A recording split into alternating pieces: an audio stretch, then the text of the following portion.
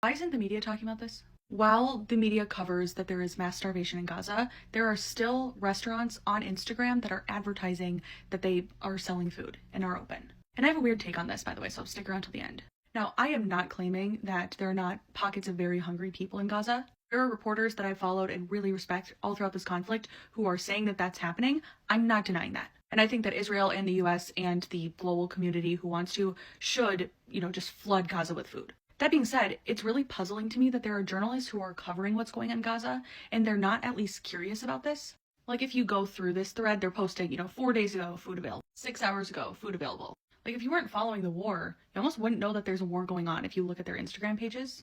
And here, and here. But this is what I think is really incredible about this.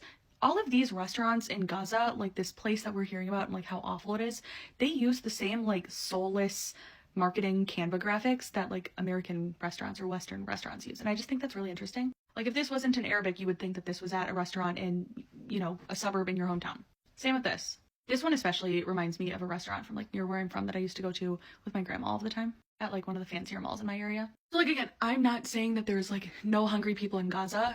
If Haviv Rediger and Andrew Fox are saying that there's hungry people there, I believe them. But like for Western journalists, I just can't believe that more people aren't curious about this. Like why is food available in some areas and not others? We know why, but why aren't they talking about that? But also just the impact of globalization. Like I guess all marketing materials look the same all around the world. We're all using the same graphic design software. Like there's no difference in like branding if you cross cultures. It all just looks super soulless and corporate. I just think that's interesting.